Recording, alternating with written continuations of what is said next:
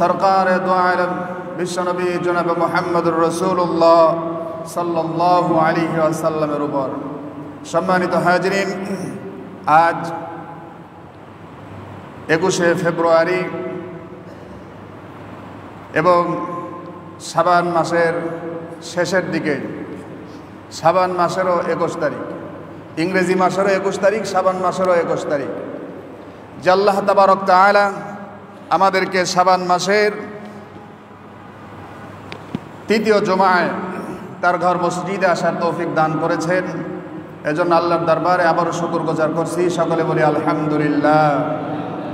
শুরুতেই আমরা দোয়াটা পড়ে নেই, যে দোয়াটা নবী করিম সাল্লাল্লাহু আলাইহি ওয়াসাল্লাম রজব এবং শাবান মাসে বেশি বেশি করে পাঠ করতেন। সকলেই পড়েন, আল্লাহুম্মা বারিক লানা ফি রজব ওয়া শাবান ওয়া বাল্লিগনা রমাদান। এই দোয়াটা নবী করিম সাল্লাল্লাহু আলাইহি ওয়াসাল্লাম বেশি বেশি করে পাঠ করতেন। আয় আল্লাহ তাআলা, তুমি আমাদেরকে রজব এবং শাবানের কল্যাণ দান করো, আর আমাদেরকে রমজানে পৌঁছে দাও, কারণ রমজানের এত বেশি রহমত, রমজানে এত বেশি বরকত যা অন্য কোনো মাসের মধ্যে নাই। জোরে বলি সুবহানাল্লাহ। রমজানের মাসকে 3টা ভাগে বিভক্ত করা হয়েছে, রহমত, মাগফিরাত, নাজাত। রমজান মাসে যদি কেউ তাকওয়া অর্জন করে, আল্লাহ সুবহানাহু ওয়া তাআলার জন্য রমজানের রোজাগুলো পালন করতে থাকে, তাকওয়া অর্জন করে নেয়, আল্লাহ তাআলা তার জন্য জাহান্নামকে হারাম করে দেন। জোরে বলি সুবহানাল্লাহ। সুতরাং সেই মাস আমাদের খুবই সন্নিকটে, গুনাহ মাফের মাস খুবই সন্নিকটে। আল্লাহ তাবারক তাআলা এই মাসে পূর্ণ ইবাদতের জন্য আমাদেরকে কবুল আর মঞ্জুর করে নিন। সকলে বলি আমিন। সম্মানিত হাজিরিন, আল্লাহ সুবহানাহু ওয়া তাআলার কাছে একনিষ্ঠ জীবন বিধান, একনিষ্ঠ একমাত্র ধর্ম হলো ইসলাম। আল্লাহর কাছে মনোনীত পছন্দনীয় ধর্মই হলো ইসলাম। ইসলাম ছাড়া দুনিয়াতে যত নিয়ম নীতি যা কিছু থাকুক না কেন, এসবগুলো আল্লাহর কাছে পরিত্যাজ্য হবে। ঠিক কিনা? আল্লাহ তাআলা রব্বুল আলামিন এই সম্পর্কে বলছেন, ইন্নাদ-দীনা ইনদাল্লাহিল ইসলাম। আল্লাহ সুবহানাহু ওয়া তাআলার কাছে একমাত্র পছন্দনীয় মনোনীত ধর্ম হলো ইসলাম। ইসলাম আত্মসমর্পণকারী, মুসলমান, মুসলিম হলো আত্মসমর্পণকারী। ইসলাম শান্তির ধর্ম। দুনিয়াতে যত ধর্ম আছে একমাত্র ইসলাম ধর্মের মধ্যেই শান্তি, কারণ ইসলাম দুনিয়ার সমস্ত মানুষের নিরাপত্তার ফায়সালা করে দিয়েছে। ঠিক কিনা? একমাত্র ইসলাম গোটা মানব মণ্ডলীর নিরাপত্তার ফায়সালা করেছে। কারণ ইসলাম দেখবে না সে কোন ধর্ম পালন করে, ইসলাম আগে দেখবে মানুষের নিরাপত্তা, মানুষের চিকিৎসা, মানুষের বাসস্থান, মানুষের খাবারের ব্যবস্থা করে দেয়। জোরে বলি সুবহানাল্লাহ। ইসলামই একমাত্র মানবতার ধর্ম। ইসলাম ছাড়া যত নিয়ম নীতি আছে, যত ধর্ম থাকুক আর যত নিয়ম নীতি থাক, সব মানুষের তৈরি করা, আর সেটা হলো যার যার নিজের পক্ষের জন্য তৈরি করা হয়েছে। অথচ আল্লাহ তাআলা রব্বুল আলামিন ইসলামটা গোটা মানব মণ্ডলীর জন্য প্রেরণ করেছেন। আল্লাহ তাআলা মহাগ্রন্থ আল কোরআন আমাদেরকে দান করেছেন, মহাগ্রন্থ আল কোরআন নাজিল করেছেন। এটা কিন্তু ইতিপূর্বেই বলা হয়েছে, মহাগ্রন্থ আল কোরআন শুধুমাত্র মুসলমানদের কিতাব নয়, মহাগ্রন্থ আল কোরআন আল্লাহ তাআলা গোটা মানব মণ্ডলীর জন্য নাজিল করেছেন। জোরে বলি সুবহানাল্লাহ। মহাগ্রন্থ আল কোরআন গোটা মানব মণ্ডলীর জন্য, যত মানুষ দুনিয়াতে বাস করবে সকলের জন্য জরুরি হলো কোরআন তেলাওয়াত করা, কোরআন জানা বোঝা। যখন সমস্ত মানুষ কোরআন বুঝবে, জানবে, তখন আর বেধর্মী বলে কেউ থাকবে না, সব ইসলামের কাছে চলে আসবে। জোরে বলি সুবহানাল্লাহ। সুতরাং কোরআন হলো সমস্ত মানুষের জন্য কিতাব, কোরআনটা হলো সমস্ত মানুষের জন্য নাজিল করা হয়েছে। আল্লাহ তাআলা রব্বুল আলামিন বলেন, এই কিতাবটা হলো হুদাল লিন্নাস, এটা গোটা মানব মণ্ডলীর জন্য হেদায়েত। সুবহানাল্লাহ। সম্মানিত হাজিরিন, সুতরাং আল্লাহ সুবহানাহু ওয়া তাআলা আমাদেরকে মুসলমান হিসাবে দুনিয়াতে প্রেরণ করেছেন। এজন্য আমরা খুশি না বেজার? খুশি না? মনটা আস্তে করে কনকে, শব্দই পাওয়া যায় না।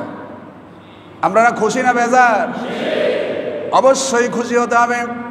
ইসলামকে কবুল করার জন্য অসংখ্য সাহাবায়ে কেরাম কষ্ট করেছেন, অত্যাচারিত হয়েছেন, নির্যাতিত হয়েছেন।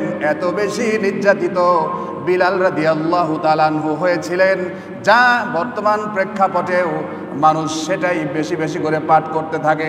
কারণ হলো বিলাল রাদিয়াল্লাহু তাআলা আনহুকে এত বেশি নির্যাতন করা হয়েছিল যা অন্য কোনো মানুষকে এত বেশি নির্যাতন করা হয় নাই। খাব্বাব রাদিয়াল্লাহু তাআলা আনহু, খাব্বাব খুবাইব রাদিয়াল্লাহু তাআলা আনহুকে অত্যাচার করা হয়েছে, নির্যাতন করা হয়েছে। ইসলাম গ্রহণের জন্য জীবন পর্যন্ত দিয়েছে, তারপরেও মানুষ ইসলাম ছেড়ে চলে যায় নাই। কারণ মানুষ দেখতে পেরেছে, বুঝতে পেরেছে ইসলাম গ্রহণ করেছি, ইসলাম নিয়ে যদি মৃত্যু বরণ করতে পারি নিঃসন্দেহে জান্নাতি হয়ে যাব। আর ইসলাম থেকে এক কদম যদি দূরে চলে যাই, ইসলাম থেকে যদি এক কদম দূরে চলে যাই, আল্লাহর কসম জাহান্নাম ছাড়ার কোনো উপায় থাকবে না। ঠিক না? সুতরাং শত অত্যাচার নির্যাতন করার পরেও আল্লাহ রাসূলের সাহাবীদেরকে ইসলাম থেকে এক বিন্দু পরিমাণেও সরানো যায় নাই। বিলাল রাদিয়াল্লাহু তাআলা আনহুকে কেমন অত্যাচার করেছিল, কেমন নির্যাতন করেছিল। হযরতে বিলাল রাদিয়াল্লাহু তাআলা আনহু উমাইয়ার কৃতদাস গোলাম ছিলেন। যখনই উমাইয়া যখন জানতে পারলো বিলাল রাদিয়াল্লাহু তাআলা আনহু বিলাল ইসলাম গ্রহণ করেছেন, আল্লাহ রাসূল যখন দিনের দাওয়াত দিতে থাকলেন, চতুর্দিকে যখন দিনের দাওয়াত প্রসারিত হতে থাকলো, বিলাল রাদিয়াল্লাহু তাআলা আনহু কোরআনের আয়াতগুলো শ্রবণ করতেন, গভীরভাবে অনুধাবন করতে থাকতেন এবং তিনি উপলব্ধি করতে থাকতেন, তিনি বিশ্বাস করতেন নিঃসন্দেহে এটা আল্লাহর কিতাব, এতে কোনো সন্দেহ নাই। মানুষের এটা কোনো বানানো কিতাব হতে পারে না, এটা জিনের তৈরি করা হতে পারে না, কোনো গণকেরও কথা নয়, এটা নিঃসন্দেহে আল্লাহর কিতাব। এজন্য বিলাল রাদিয়াল্লাহু তাআলা আনহু মনোযোগ সহকারে শ্রবণ করতেন, গভীরভাবে উপলব্ধি করতেন। হঠাৎ করে তিনি নিজের মনের অজান্তেই কালেমা পড়ে নিলেন, আল্লাহ রাসূলের দরবারে আসলেন আর কালেমা পড়ে নিলেন, লা ইলাহা ইল্লাল্লাহু মুহাম্মাদুর রাসূলুল্লাহ সাল্লাল্লাহু আলাইহি ওয়াসাল্লাম। বিলাল রাদিয়াল্লাহু তাআলা আনহু ইসলাম গ্রহণ করলেন। ইসলাম গ্রহণের খবর যখন পৌঁছে গেল উমাইয়ার কাছে, উমাইয়া বিলাল রাদিয়াল্লাহু তাআলা আনহুকে অত্যাচার করলো, নির্যাতন করলো। এমন অত্যাচার করেছিল হযরতে বিলাল রাদিয়াল্লাহু তাআলা আনহুকে উত্তপ্ত বালির মধ্যে, মরুভূমির মধ্যে চিৎ করে শুয়াইয়া বুকের উপরে পাথর দিয়ে রাখতো। আপনারা যারা সৌদিতে গিয়েছেন, মরুভূমি অঞ্চলে যারা চলেছেন, বালি রোদের মধ্যে বালি কেমন উত্তপ্ত হয়ে যায়। আমি একবার কোন একটা কারণে কোন একটা প্রোগ্রামে ঢাকায় গিয়েছিলাম, এরপরে দেখলাম প্রচণ্ড উত্তপ্ত হয়ে রাস্তা যে এত গরম হয়, পিচ ঢালাই করা রাস্তা যে এত গরম হয়ে ওঠে, খালি পায়ে মনে হয় রাস্তার উপরে দাঁড়ানোই সম্ভব হচ্ছিল না।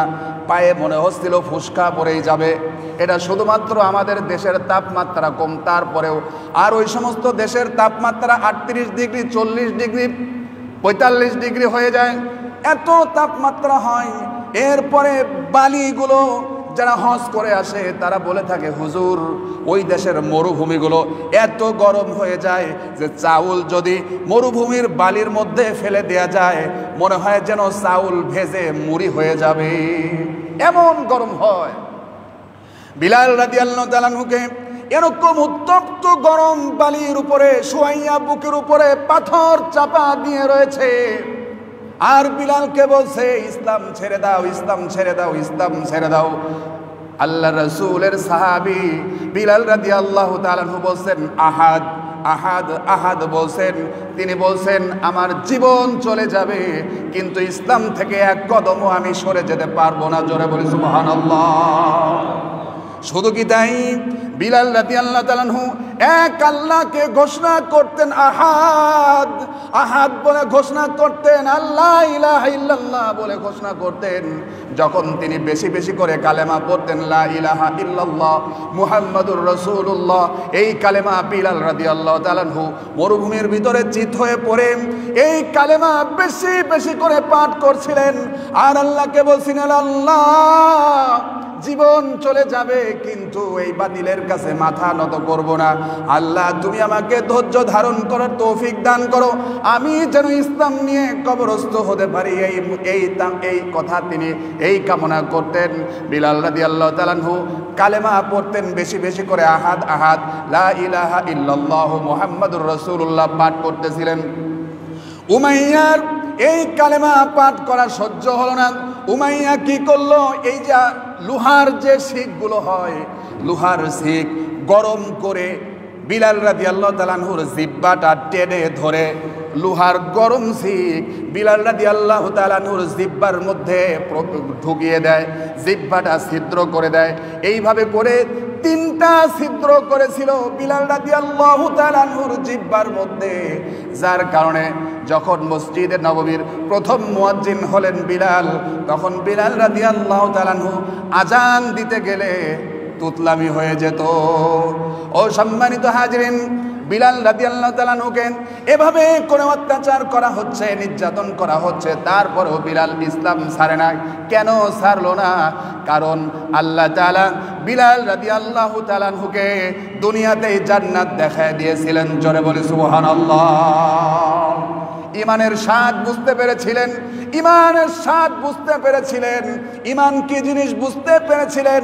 আমার মনে হয় তাদের চোখে ধরা পড়ে গিয়েছিল, প্রকাশ্যেই যেন তারা বুঝতে পেরেছিল, সব কিছু তাদের কাছে উপলব্ধি হয়ে গিয়েছিল।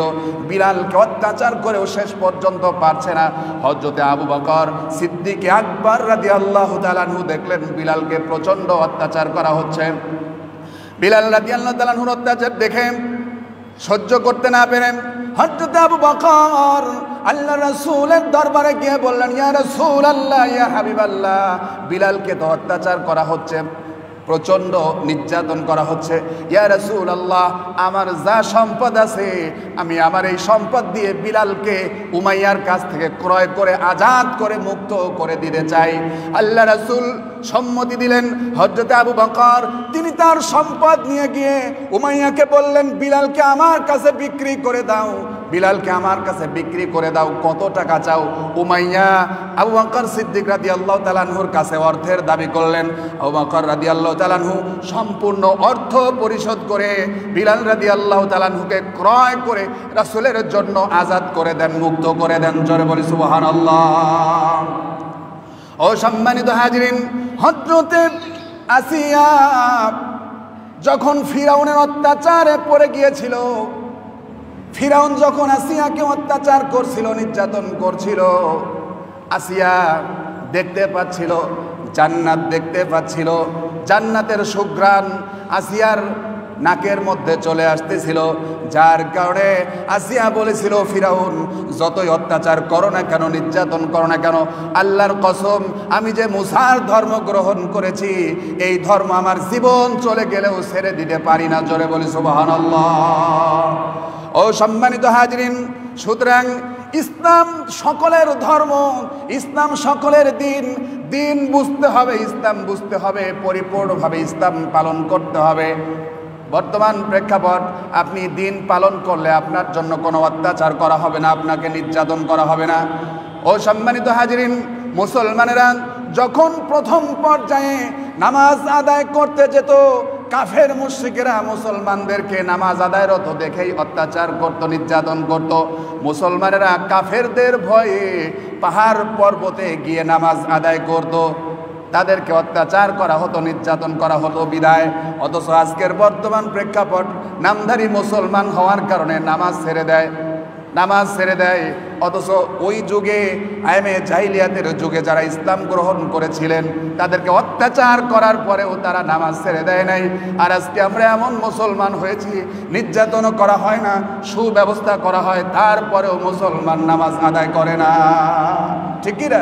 নামাজ আদায় করে না। আরে এই দিন এমনি এমনি এই পর্যন্ত আসে নাই, এই দিন প্রচণ্ড ত্যাগ তিতিক্ষার ফলেই এই দিন এই পর্যন্ত এসেছে।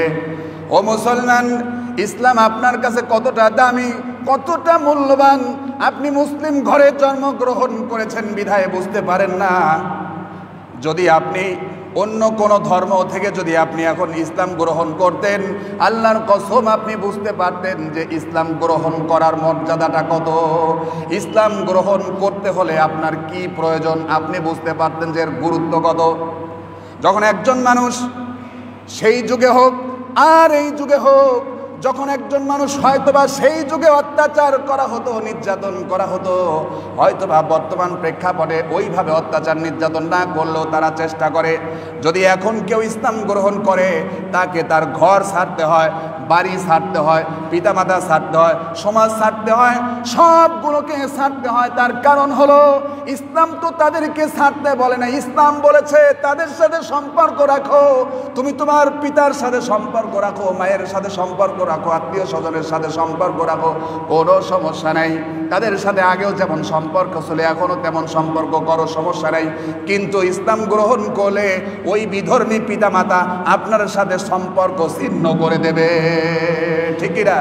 আপনার সাথে সম্পর্ক ছিন্ন করে দেবে, ঘরে উঠতে দেবে না, বাড়ি থেকে দূর দূর করে তাড়াইয়া দেবে, আপনাকে সম্পদ থেকে বঞ্চিত করে দেবে। সব ছেড়ে একেবারে নিঃস্ব হয়ে ইসলাম গ্রহণ করতে হবে। সুতরাং এখন যদি কেউ ইসলাম গ্রহণ করে, তাহলে তাদের কাছে ইসলামের মর্যাদাটা যত, আর আমরা যারা পৈতৃক সূত্রে ইসলাম পেয়েছি আমাদের কাছে ইসলাম অতটা মর্যাদা না।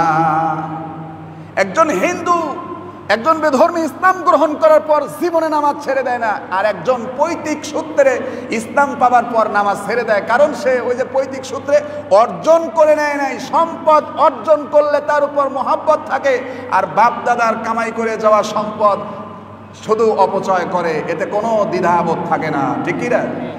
সম্মানিত হাজিরিন, সুতরাং যে কথা বোঝাচ্ছিলাম, ইসলামের গুরুত্ব অনেক বেশি। ইসলাম এমনি এমনি এই পর্যন্ত আসে নাই। সম্মানিত হাজিরিন, ইসলাম নবী করিম সাল্লাল্লাহু আলাইহি ওয়াসাল্লামকে অত্যাচার করা হয়েছে, নির্যাতন করা হয়েছে, সাহাবায়ে কিরামকে অত্যাচার করা হয়েছে, নির্যাতন করা হয়েছে ইসলাম গ্রহণের জন্য। অথচ আজকে আমরা দিন পাবার পরেও সেই দিন বুঝি না, সেই দিন পালন করার চেষ্টা করি না। অথচ দেখুন, একমাত্র দিন ইসলাম, এই ইসলাম ছাড়া আল্লাহর কসম জীবনে কোনোদিন নাজাত পাওয়া সম্ভব হবে না। ইসলামই একমাত্র আল্লাহর পছন্দনীয় ধর্ম। ইহদিনাস সিরাতাল মুস্তাকিম, সরল সঠিক পথ। এই পথ সমস্ত মানুষের নিরাপত্তা দেয়, সমস্ত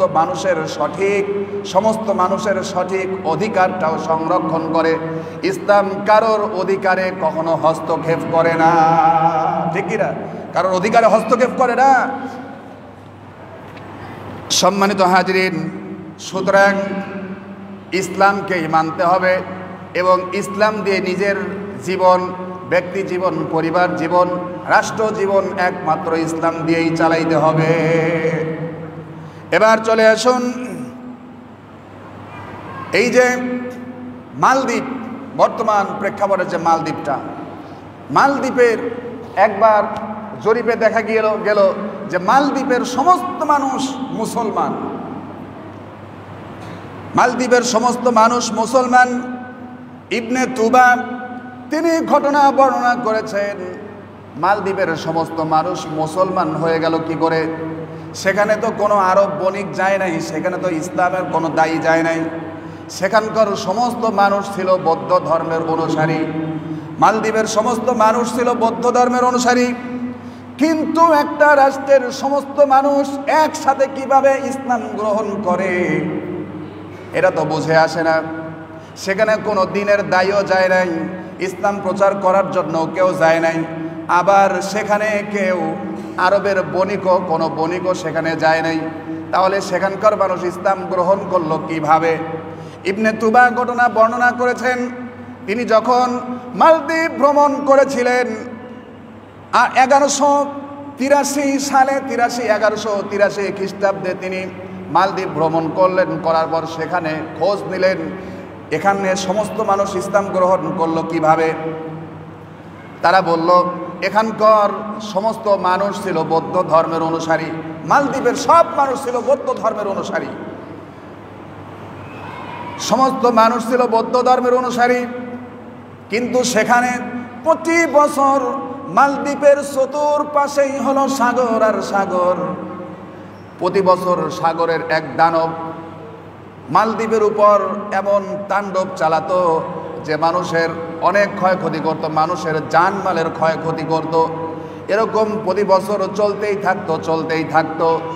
তিনি ঘটনা বয়ান করেছেন এইভাবে যে হঠাৎ করে দ্বাদশ শতাব্দীর শুরুর দিকেই আরবের একটা বাণিজ্যিক জাহাজ সমুদ্র রওনা করেছিল, পূর্ব দিকে রওনা করেছিল। রওনা করে চলতে হঠাৎ করে জাহাজটা সমুদ্রের মধ্যেই এক বিশাল ঝড়ের মধ্যে পড়ে যায়। ঝড়ের মধ্যে পড়ে যাবার পর সমুদ্রের মধ্যে সেই জাহাজটা ডুবে যায়। জাহাজটা ডুবে যাওয়ার পর সমুদ্রের মধ্যে জাহাজের সমস্ত মানুষ মারা যায়। শুধুমাত্র একটা ছোট্ট বাচ্চা, একটা মানুষ, হয়তোবা 12-14 বছর বয়স হবে, এরকম একটা বাচ্চা, এরকম একটা ছেলে কোনো রকম ওই জাহাজের একটা তক্তা, একটা কাঠ বুকের সাথে ধারণ করে কোনো রকম করে ভাসতে থাকে। ভাসতে কয়েকদিন চলে যান। হঠাৎ করে তিনি ভাসতে একটা দ্বীপে এসে উঠল, আর সেই দ্বীপটার নাম ছিল মালদ্বীপ। ওই দ্বীপে ওঠার পর ওই দ্বীপের একজন ব্যক্তি তাকে আশ্রয় দিয়ে লালন পালন করতে থাকে। তার কাছে জিজ্ঞেস করে কিভাবে তুমি এখানে আসলাম? বলল, ঘটনা পুরো বয়ান করল। এইভাবে করে জাহাজে ছিলাম, জাহাজ সমুদ্রে ডুবে গেছে, সমস্ত মানুষ মারা গেছে, আমাকে আল্লাহ তাআলা কোনো রকম করে বাঁচিয়েছেন। এই শিশুটাকে, এই বাচ্চাটাকে মালদ্বীপের লোকেরা আশ্রয় দিয়ে থাকলো, আশ্রয় দিল। আশ্রয় দেবার পর কিছুদিন অতিবাহিত হওয়ার পর ওই ব্যক্তি ছিলেন কোরআনের হাফেজ, কোরআন তেলাওয়াত করতে থাকতেন সব সময়।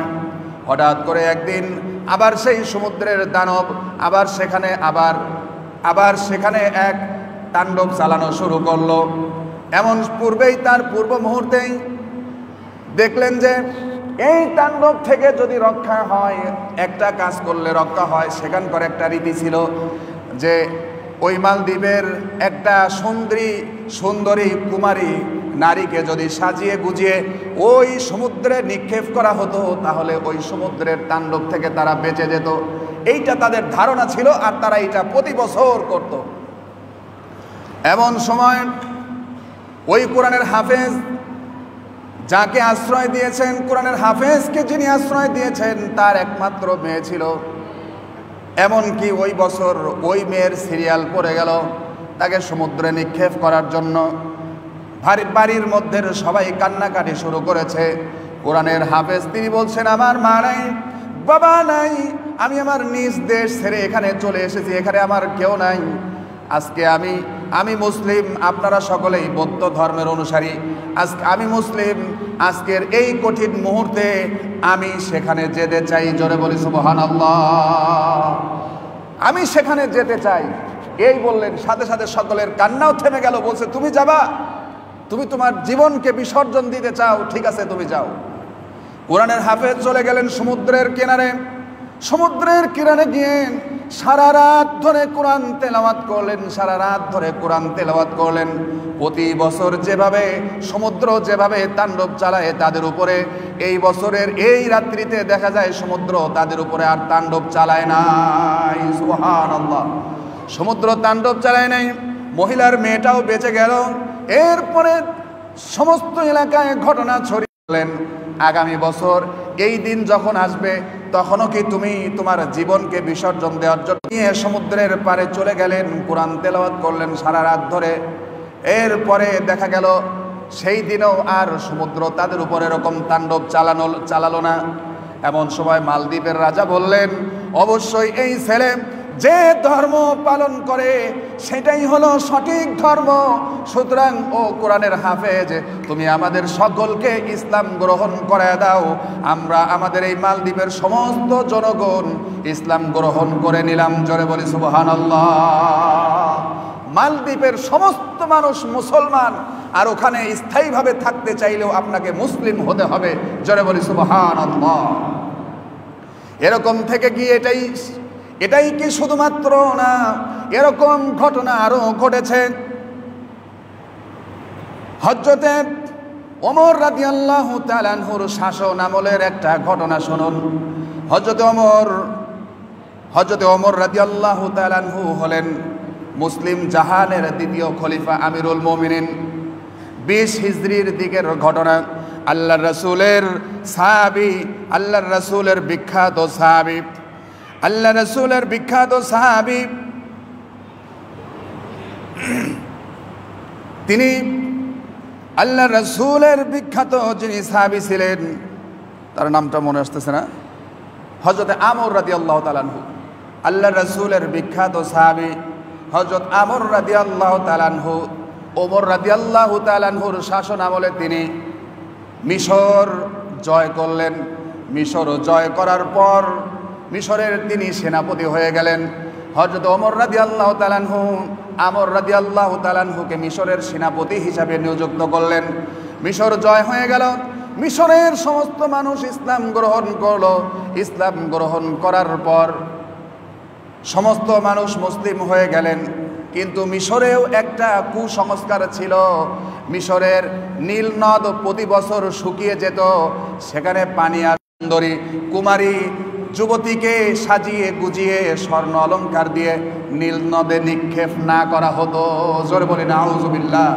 নীল নদে বললেন, হুজুর এরকম নিয়ম রয়েছে আমাদের এলাকায়, এই নিয়মটা পালন না করলে নীল নদে কখনো পানি আসবে না। আল্লাহ রাসূলের জলিল কদর সাহাবী হযরত আমর রাদিয়াল্লাহু তাআলা আনহু বললেন, ইসলাম সমস্ত কুসংস্কারকে ধ্বংস করে দেয়। সুতরাং এ কুসংস্কার ধ্বংস হয়ে গেছে, তোমরা অপেক্ষা করো, আল্লাহ তাআলা অবশ্যই এখানে পানি প্রবাহিত করবেন। জোরে বলি সুবহানাল্লাহ। আল্লাহ অবশ্যই পানি প্রবাহিত করবেন। কিন্তু দেখা যাচ্ছে 1 মাস চলে যায়, 2 মাস চলে যায়, 3 মাস চলে যায়, নীল নদে কোনো পানি আসে না।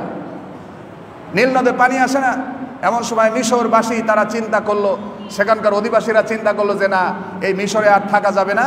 তারা সেখানকার অধিবাসীরা সেই এলাকা ছেড়ে চলে যাওয়ার চিন্তা ভাবনাই করলো। ঠিক এমন সময় সাহাবী সেনাপতি হযরতে আমর রাদিয়াল্লাহু তাআলা আনহু হযরতে ওমর রাদিয়াল্লাহু তাআলা আনহুর কাছে ঘটনাটা উল্লেখ করে চিঠি পাঠালেন। আমিরুল মুমিনিন, আমাদের এই মিশরের এই নীল নদে একটা কুসংস্কার রয়েছে। নীল নদের প্রতি বছর পানি শুকিয়ে যায়, আর যতক্ষণ না পর্যন্ত একটা কুমারী নারীকে যতক্ষণ না পর্যন্ত নীল নদে নিক্ষেপ করা হয় ততক্ষণ পর্যন্ত এই নীল নদে পানি আসে না। আমি আজ 3 মাস পর্যন্ত এই দেশের মানুষদেরকে এই কাজ করা থেকে বিরত রেখেছি, কিন্তু নীলনদ শুকিয়ে যাওয়ার কারণে, শুকনা থাকার কারণে এখানকার অধিবাসীরা এখান থেকে চলে যাওয়ার জন্য প্রস্তুতি গ্রহণ করেছে। হযরত ওমর রাদিয়াল্লাহু তাআলা আনহু বললেন, এবার ওমর রাদিয়াল্লাহু তাআলা আনহু চিঠির জবাবে চিঠি তিনি লিখছেন যে, আমর সেনাপতি, তুমি এটা বড় ভালো কাজ করেছো। ইসলাম সমস্ত কুসংস্কারকে ধ্বংস করে দেয়, সুতরাং এই কুসংস্কারও ধ্বংস হয়ে যাবে। এবার আমিরুল মুমিনিন হযরতে ওমর রাদিয়াল্লাহু তাআলা আনহু নীল নদের নামে চিঠি লিখবেন। মানুষ চিঠি লেখেন মানুষের কাছে। এবার আমিরুল মুমিনিন খলিফাতুল মুসলিমিন হযরতে ওমর রাদিয়াল্লাহু তাআলা আনহু চিঠি লিখতেছেন মিশরের শুকনা নীল নদের কাছে। জোরে বলি সুবহানাল্লাহ। কেমন শাসক, কেমন বাদশাহ, কেমন রাজা, চিঠি লিখতেছেন নীল নদের কাছে। হাদিসের মধ্যে এভাবে এসেছে, মিন ওমর আমিরুল মুমিনিন ইলা নীল নদ মিশর, অর্থাৎ ওমর রাদিয়াল্লাহু তাআলা আনহুর পক্ষ থেকে চিঠি প্রেরিত হচ্ছে ইলা নীল মিশর, মিশরের নীল নদের কাছে। চিঠিটা লিখতেছেন হযরত ওমর রাদিয়াল্লাহু তাআলা আনহু লিখলেন, ফাইন্না কুমতা তাজরি মিন ক্বাবলিকা ফালা তাজরি, হে নীল নদ, তুমি যদি তোমার নিজের ইচ্ছায় প্রবাহিত হয়ে থাকো তাহলে তোমার প্রবাহিত আমাদের কোনো প্রয়োজন নাই। হযরত ওমর রাদিয়াল্লাহু তাআলা লিখলেন, তুমি যদি তোমার ইচ্ছাই প্রবাহিত হয়ে থাকো তাহলে তোমাকে আমাদের কোনো প্রয়োজন নাই, আমাদের কোনো প্রয়োজন নাই, তুমি প্রবাহিত না হয়ে ওইভাবেই থাকো, কোনো সমস্যা নেই। এরপরে ওমর রাদিয়াল্লাহু তাআলা লিখলেন, ওয়া ইন্না কানা আল্লাহাল ওয়াহিদুল কাহার হুয়াল্লাযী ইউজরিকা, যদি তুমি মহান আল্লাহ সুবহানাহু ওয়া তাআলা একক সত্তার হুকুমে যদি তুমি প্রবাহিত হয়ে থাকে তাহলে আমি ওমর তোমাকে হুকুম করছি তুমি আল্লাহর হুকুমে প্রবাহিত হয়ে যাও। সুবহানাল্লাহ।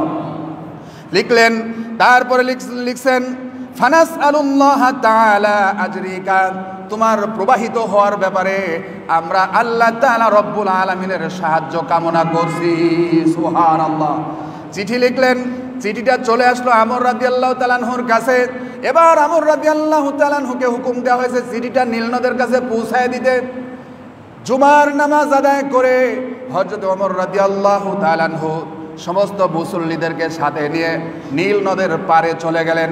নীল নদের পারে গিয়ে ওমর রাদিয়াল্লাহু তাআলা আনহুর পক্ষ থেকে প্রেরিত চিঠি তিনি নীল নদকে উদ্দেশ্য করে চিঠিটা পাঠ করে শোনালেন। হে নীল নদ, খলিফাতুল মুসলিমিন হযরত ওমর চিঠি পাঠিয়েছেন, তুমি যদি তোমার হুকুমে প্রবাহিত হয়ে থাকো তাহলে তোমাকে আমাদের কোনো প্রয়োজন নাই, আর তুমি যদি আল্লাহর হুকুমে প্রবাহিত হয়ে থাকো তাহলে তুমি আল্লাহর হুকুমে প্রবাহিত হয়ে যাও, এ ব্যাপারে আমরা আল্লাহর কাছে সাহায্য প্রার্থনা করছি। এই বলেই তিনি চিঠিটা নীল নদের মধ্যে নিক্ষেপ করেই চলে আসলেন মুসল্লিদেরকে নিয়ে। চলে আসার পরের দিন শনিবার সকালবেলায় যখন তিনারা উঠেছেন ঘুমের থেকে, ওঠার পরেই কেমন যেন সাগরের পাশে যেমন শ শ শব্দ হয় না, পানির শ শ শব্দ হয়, এমন শব্দ হচ্ছে। ফজরের নামাজ পড়েই খলিফাতুল মুসলিমিনের ফজরের নামাজ পড়েই সেনাপতি আমর রাদিয়াল্লাহু তাআলা আনহু মুসল্লিদেরকে নিয়ে নীল নদের পাশে তিনি গিয়ে দেখলেন 1 নয় 2 নয় 16 গজ, কিতাবের মধ্যে এসেছে 16 গজ উচ্চ প্রবাহিত হয়ে 16 গজে 48 ফিট লম্বা হয়, অর্থাৎ নীল নদ তখন 48 ফিট উচ্চতা দিয়ে পানি প্রবাহিত হতে থাকছে। জোরে বলি সুবহানাল্লাহ। 48 ফিট উঁচু হয়ে সমুদ্রের তলাদেশ থেকে 48 ফিট উঁচু হয়ে সমুদ্র প্রবাহিত হচ্ছে, সমুদ্র পানিতে পরিপূর্ণ হয়ে গেছে। জোরে বলি সুবহানাল্লাহ। সমস্ত মানুষ কৃতজ্ঞতায় সেজদায় লুটে পড়লেন আল্লাহর দরবারে। জোরে বলি সুবহানাল্লাহ। সুতরাং ইসলামই একমাত্র আল্লাহর কাছে মনোনীত ধর্ম। এই ধর্মকে যারা চিনতে পেরেছে, বুঝতে পেরেছে, তারা নিজের পিতামাতা কুরবান হয়ে গেলেও ইসলামকে কুরবান করে নাই। ঠিক কিনা? বহু সাহাবী বদরের যুদ্ধে অসংখ্য সাহাবী নিজের পিতামাতার বিরুদ্ধে অস্ত্র ধরেছে, কারণ তারা বুঝতে পেরেছিল ইসলাম কি জিনিস। আর আজকে তুমি মুসলমান, তোমার কাছে ধর্মের চায় দল বড় হয়ে যায়। ঠিক কিনা? তোমার কাছে ধর্মের চায় দল বড়। তোমাকে বলা হচ্ছে কোরআন দিয়ে রাষ্ট্র চালাও, তুমি আজকে কোরআন থেকে বিচ্ছিন্ন হয়ে নামধারী মুসলমান, তুমি মুসলমান দাবি করে তুমি কোরআনের বিপক্ষে দাঁড়িয়েছো। আছেন এরকম? কোরআনের বিপক্ষে দাঁড়িয়েছে। একদল চায় কোরআন প্রতিষ্ঠিত হোক, ইসলাম প্রতিষ্ঠিত হোক, সমস্ত মানুষ নিরাপদে থাকুক, আর আরেক দল কিয়ামত পর্যন্ত সারা জীবন এই শয়তানের দল চেয়েছে সাদাবাজি করব, লুটপাট করব, ধর্ষণ করব, অত্যাচার করব, নির্যাতন করব, এইগুলো হলো ওদের কাজ। ঠিক কিনা? ইতিপূর্ব থেকে এই দেশ স্বাধীন হওয়ার পর থেকে এ পর্যন্ত আমরা ছোট থেকে এ পর্যন্ত তাই দেখে আসতেছি। ইসলাম কায়েম নাই, বিধায়ী একদল আসে, আসার পর খেয়ে দিয়ে চলে যায়, আবার আরেক দল আসে, আবার আরেক দল খেয়ে দিয়ে চলে যায়, আবার আরেক দল আসে। ঠিক এরকমই পালা ক্রমে খালি অত্যাচার, নির্যাতন, জুলুম হচ্ছে, জুলুমই চলছে। যতক্ষণ না পর্যন্ত ইসলাম কায়েম হবে, কোরআন দিয়ে রাষ্ট্র পরিচালিত না হবে, ততক্ষণ পর্যন্ত সাধারণ জনগণ কখনোই নিরাপদ হতে পারবে না। ঠিক কিনা? কারণ সাধারণ জনগণের নিরাপত্তা দেয় একমাত্র ইসলাম, একমাত্র কোরআন নিরাপত্তা দান করবে। আপনার কাছে আল্লাহর কসম, আপনার কাছে যদি ইসলামী রাজনীতি অপছন্দ হয়, আপনি মুসলমান না। নামাজ পড়ার দরকার নাই, মসজিদের দরজা খোলা আছে, বের হয়ে যান। আর আপনার মতো মুসল্লিও আমার দরকার নাই। কথা বলেন না কেন? আপনার মতো মুসল্লি আমার দরকার নাই। আপনি যদি কোরআনের বিপক্ষে দাঁড়ান, আমি দাঁড়িয়েছি কোরআনের পক্ষে, কোরআনের রাজনীতিতে, আর আপনি কোরআনের বিপক্ষের রাজনীতিতে দাঁড়াবেন, আপনার মতো মুসল্লির দরকার নাই। আমার পাশে নামাজ পড়লে আপনার নামাজ হবে না। বুঝতে পারছেন? সুতরাং ইসলামী রাজনীতি সমস্ত সাধারণ আপামর জনতা চায় ইসলাম কায়েম হোক, ইসলাম দিয়ে রাষ্ট্র পরিচালিত হোক। সারা জীবন দেখে আসলাম, যখন তারা সংখ্যালঘু হয়ে পড়ে সংসদে, তখন তারা কোরআনের কথা বলে। ওই আওয়ামী লীগও দেখছি, বিএনপিও দেখছি, সবাই দেখছি। যখন তারা সংসদে সংখ্যালঘু হয়, তখন তারা জনগণের কথা বলে, কোরআনের কথা বলে, কোরআনের আয়াত দিয়ে কথা বলে। আর সংখ্যাগরিষ্ঠ সংসদবাসী তখন তাদেরকে জামাতের, শিবিরের এবং অন্যান্য সংগঠনের আওতাভুক্ত করে দিয়ে তাদেরকে অপবাদ দিয়ে থাকে। ঠিক কিনা? অপবাদ দিয়ে থাকে। এরপরে তাদের যখন পতন হয়, এরপরে তারা যখন উঠে আসে, তখন আগে যে কোরআনের বক্তৃতা দিয়েছিল সেগুলো সব ভুলে যায়। আছে না এরকম? সব ভুলে যায়। সুতরাং তোমরা এখনো মুসলমান হতে পারো নাই। ফিরে আসতে হবে ইসলামী গণতন্ত্রে, ফিরে আসতে হবে কোরআনের রাজনীতিতে, ফিরে আসতে হবে। যতক্ষণ না পর্যন্ত কোরআনের রাজনীতি কায়েম হবে, এতক্ষণ পর্যন্ত আপনারা সাধারণ মুসলমান যারা, আপনারা নিরাপদ না, কোনো অবস্থাতেই নিরাপদ নয়। আরো একটা গণ অভ্যুত্থান হবে, আরো একবার এরকম জুলাই কায়েম হবে, যদি না ইসলাম কায়েম হয়। ঠিক কিনা? কারণ আমরা নিরাপদ নয়। এতদিনও চাঁদা দিয়েছি, এখনো চাঁদা দিতে হবে, এটাই বাস্তব। সুতরাং আমরা চাই চাঁদা মুক্ত, সন্ত্রাসী মুক্ত, ধর্ষণ মুক্ত, খুন মুক্ত, গুম মুক্ত, সমস্ত প্রকারের শোষণ মুক্ত একটা সুন্দর দেশ চাই, যেখানে সমস্ত মানুষ, সমস্ত ধর্ম সবাই নিরাপদ থাকবে। ঠিক কিনা? সম্মানিত মুসল্লিয়ানে কেরাম, যাই হোক, আল্লাহ সুবহানাহু ওয়া তাআলা আমাদের সঠিকটা বোঝার তৌফিক দান করুক। আজকে আপনাদের মসজিদে আরো একজন নতুন মানুষ ইসলাম গ্রহণ করবে। আপনারা খুশি না বেজার? ইতিপূর্বে একজন হয়েছিল, আপনারা সকলেই ছিলেন। ইতিপূর্বে এক ভাই হয়েছে। তার পূর্বে আমাদের আরেক মসজিদে আমি যখন ইমামতি করতাম, সেখানে আরেকজন হয়েছিল। দুইজন পুরুষ হয়েছে। আজকে যিনি ইসলাম গ্রহণ করবেন, তিনি হলেন আমাদের বোন, তিনি আমাদের এক বোন, তিনি আজকে ইসলাম গ্রহণ করবেন। আপনারা খুশি তো? ইনশাআল্লাহ, ইনশাআল্লাহ আমরা সকলেই খুশি। তিনি যেহেতু আজকে ইসলাম গ্রহণ করবেন, সেহেতু তিনি আমাদের মায়ের পেটের বোনের মতো। দেখেছেন তো, যখন হিজরত করে সমস্ত সাহাবাইগণ মদিনায় চলে গেলেন, মুহাজির হলেন, আনসারেরা তারা তাদের ধন সম্পদ, টাকা পয়সা, এমনকি নিজের স্ত্রীকে তালাক দিয়ে আরেক মুহাজির ভাইকে বিয়ে করার জন্য অনুমতি দিয়ে দিতেন। সুবহানাল্লাহ। তার মানে ইসলাম গ্রহণ করে আল্লাহ বলছেন, তোমরা মুমিনেরা নারী পুরুষ, মুমিন নারী পুরুষ তারা পরস্পর ভাই বোন। সুবহানাল্লাহ। কার কথা? আল্লাহর কথা। মুমিন নারী পুরুষ পরস্পর ভাই বোন। সুবহানাল্লাহ। তারা কোনো অন্যায় করবে না, অপরাধ করবে না, শোষণ করবে না, নির্যাতন করবে না, দুর্নীতি করবে না, চাঁদাবাজি করবে না। তারা দুর্নীতি করবে না, চাঁদাবাজি করবে না। তারা মানুষের জান মালের নিরাপত্তা দান করবে। মুমিনেরা পরস্পর ভাই বোন, তারা কোনো অপরাধ করবে না। সুবহানাল্লাহ। আল্লাহ রাসূল বলছেন, আল মুসলিমু আখুল মুসলিম, মুসলমানেরা পরস্পর ভাই বোন। আজকে যে বোনটা ইসলাম গ্রহণ করবে, আমরা সকলেই তাদের জন্য দোয়া করব। দেখুন, আগে কিন্তু বললাম যে ইসলাম গ্রহণ করতে হলে তার সব ছাড়তে হয়, ভিটা বাড়ি পর্যন্ত ছেড়ে দিতে হয়। আর যখন তিনি ইসলাম গ্রহণ করেছেন, তখন তিনি আমাদের বোন, ভাই বোন হয়ে গেছেন। তার সার্বিক সহযোগিতা করার দায়িত্ব আমাদের। ঠিক কিনা? আমাদের দায়িত্ব। আজকে যিনি ইসলাম গ্রহণ করবেন, যে বোনটা ইসলাম গ্রহণ করবেন, সেই বোনকে আমরা দাওয়াত দিয়েছি আগে। বিশেষ করে আমাদের আরেকটা বোন আছে, ওনার নাম হলো কি জানো ভাই? শামসুন নাহার। আর একটা বোন আছে, তার নাম হলো শামসুন নাহার। তিনি তাকে দিনের দাওয়াত দিয়েছেন, এমন কি বলেছেন, বোন তুমি ইসলাম গ্রহণ করলে আমার যা সয় সম্পদ আছে আমি মরে গেলে সব কিছুর ওয়ারিস তোমাকে বানায় দেব। সুবহানাল্লাহ। এর চাইতে বড় দান আর কি হতে পারে? অথচ আমরা কত পিছায় আছি। দিনের দাওয়াত তাবলীগ করতে হবে কোথায়, আর তাবলীগ আমরা করি কোথায়? কারণ আমরা তো দিনই বুঝতে পারলাম না। আল্লাহ তাআলা আমাদের এই দাওয়াতকে, এই তাবলীগকে কবুল করুক, সকলে বলে আমিন। আমার বোনটা ওই মসজিদের ভিতরে আছে, খাদেম মজ্জেল সাহেব যান, আপনি একটু মাঝখান দিয়ে একটু ফাঁকা হয়ে যান, এই সোজা একটু ফাঁকা হয়ে যান, উনি একটু সামনে আসুক, একবারে ফাঁকা হন, আরেকটু সোজা হন, একটু জায়গাটা একটু বেশি করে দেন, ওনাদেরকে একটু সামনে আসতে দেন। ওনারা যিনি ইসলাম গ্রহণ করবেন ওনার সাথে ওই বোন সহ আপনি আরেকটু জায়গা দিয়ে দেন, আরেকটু জায়গা দিয়ে দেন। ওনাদের এফিডভিটের কাগজটা দেন, এফিডভিটের কাগজটা দেন, নিয়ে আসেন, একটু ফাঁকা হয়ে যান। এফিডভিটটাও আমি গতকালকে এর আগে থেকেই উকিলের সাথে কথা বলে এটা কমপ্লিট করা হয়েছে, আলহামদুলিল্লাহ।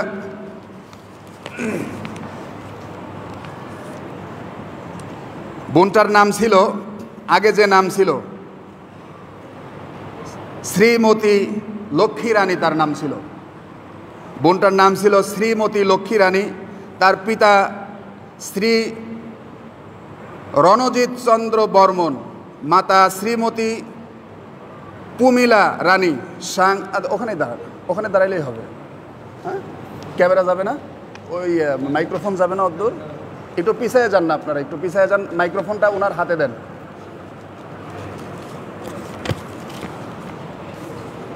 তুমি ওই মোবাইলটা হাতে নাও, মাইক্রোফোনটা হাতে নেন, তাই হবে। ওনার নাম হলো, ওনার পিতার নাম শ্রীমতী পুমিলা রানী, জয়পুরহাট জেলা, জয়পুরহাট সদর, জয়পুরহাটেই তিনি ইসলাম গ্রহণ করবেন। এবং আমরা তার নাম, বিশেষ করে আমাদের এই যে মাকসুদুর রহমান ভাইয়ের অনেক খেদমত রয়েছেন এটার ক্ষেত্রে, সকলের প্রচেষ্টায় আলহামদুলিল্লাহ। তো ওনার আজকে যে নাম রাখা হচ্ছে সেই নামটা হলো আয়েশা আক্তার।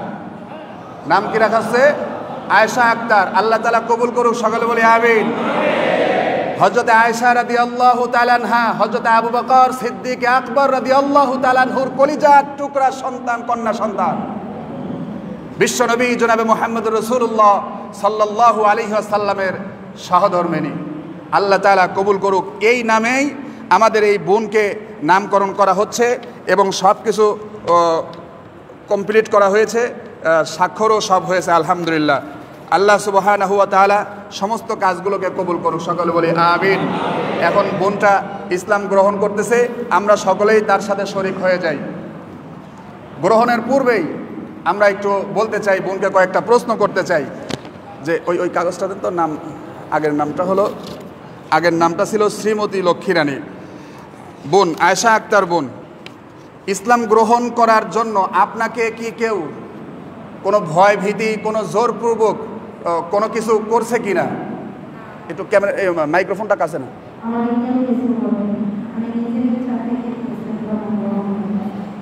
আলহামদুলিল্লাহ, আলহামদুলিল্লাহ।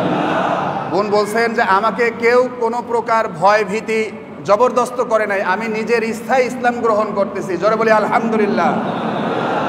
আপনাকে কোনো লোভ লালসা এবং অন্য কোনো কিছু, কোনো চাপ প্রয়োগ করা হয়েছে?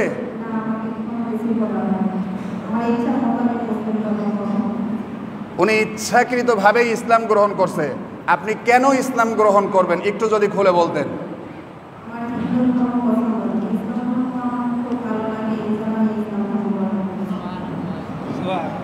আপনি জানেন যে ইসলামই একমাত্র ধর্ম। বোন জানেন যে ইসলামই একমাত্র ধর্ম। উনি আগেও বলছেন যে সৃষ্টিকর্তা, উনি আগেই বলছেন যে সৃষ্টিকর্তা তিনি তো এক। উনি বলছেন সৃষ্টিকর্তা তিনি এক, আর সৃষ্টিকর্তার কাছে একমাত্র ধর্মই হলো ইসলাম। সুবহানাল্লাহ। বলছেন যে সৃষ্টিকর্তা এক, আর সৃষ্টিকর্তার কাছে পছন্দের ধর্মই হলো ইসলাম। সুতরাং, এবং এখানে লেখাও আছে, উনি বলছেন এখানে লেখা আছে সেই কথাগুলো, যে আমি এই যে এতদিন যাবত আমি ইসলাম থেকে দূরে থাকার কারণে, এই যে যেহেতু আমি হলফকারী, জন্মসূত্রে বাংলাদেশি নাগরিক, স্থায়ী অধিবাসী, নিজে ভালো মন্দ বুঝার উপলব্ধি আমার আছে, এই কারণে আমি বুঝতে পেরেছি যে ইসলামই একমাত্র ধর্ম। এতদিন ইসলাম থেকে দূরে থাকার কারণে আমি যে পাপ করেছি, আল্লাহ তাআলা আমাকে মাফ করুক। উনি নিজে বুঝতে পেরেছেন যে ইসলামী সৃষ্টিকর্তার কাছে সৃষ্টিকর্তার একমাত্র ধর্ম হলো, পছন্দনীয় ধর্ম হলো ইসলাম। সুতরাং এই ইসলাম ছাড়া অন্য কোনো উপায় নাই। এবং এমনকি এটাও বলেছেন যে মুসলমানেরা জীবিত থাকতেও সম্মানিত, মারা গেলেও সম্মানিত। সুবহানাল্লাহ। বলছেন যে মারা যাবার পরে মুসলমানদেরকে কত সুন্দর করে আদবের সাথে, ভক্তি শ্রদ্ধার সাথে দাফন কাফনের ব্যবস্থা করা হয়, কিন্তু আমাদেরকে এরকম কোনো ব্যবস্থা করা হয় না। আমাদেরকে জ্বালায় পোড়ায় বরঞ্চ বিবস্ত্র করে দেওয়া হয়। মান সম্মান বলতে সব ধুলের সাথ হয়ে যায়। কিন্তু মুসলমানেরা জীবিত থাকতেও যেমন সম্মানিত, মারা গেলেও সম্মানিত, তাদের সম্মানটা অটুট থেকে যায়। সুবহানাল্লাহ। বোন এই সব কিছু সার্বিকভাবে উপলব্ধি করে তিনি আজকে ইসলাম গ্রহণ করছেন। আল্লাহ তাআলা বোনের প্রতি সহায় হন, আল্লাহ তাআলা তাকে কবুল করুন। সকলে বলি আমিন। হ্যাঁ, আমরা সকলেই পড়ি এবং আপনি আমাদের সাথে পড়েন। আশহাদু আল্লা ইলাহা, কাছে নিন, আশহাদু আল্লা ইলাহা ইল্লাল্লাহু ওয়া আশহাদু আন্না, আশহাদু আল্লা ইলাহা ইল্লাল্লাহু ওয়াহদাহু লা শারীকা লাহু ওয়া আশহাদু আন্না মুহাম্মাদান আবদুহু ওয়া রাসূলুহু লা ইলাহা ইল্লাল্লাহু মুহাম্মাদুর রাসূলুল্লাহ। আমি সাক্ষ্য দিচ্ছি যে আল্লাহ ছাড়া কোনো মাবুদ নাই, কোনো বিধানদাতা নাই, কোনো হুকুমদাতা নাই। আল্লাহ তাআলার কোনো শরীক নাই, কোনো অংশীদার নেই, কোনো দেবদেবী নাই, কোনো সন্তানাদি নাই। লা শারীকা লাহু, তার কোনো শরীক নাই। তিনি অনন্ত অসীম, তিনি একক, তিনি অদ্বিতীয়। এবং আরো সাক্ষ্য দিতেছি যে হযরত মুহাম্মদ মুস্তাফা সাল্লাল্লাহু আলাইহি ওয়াসাল্লাম আল্লাহ তাআলার প্রেরিত বান্দা ও রাসূল। আল্লাহ তাআলা আমাকে এবং আমাদের সকলকে দ্বীনের উপর অটুট থাকার তৌফিক দান করুন এবং রাসূলের সুন্নত তরিকায় আমাদেরকে জীবনযাপন করার তৌফিক দান করুন।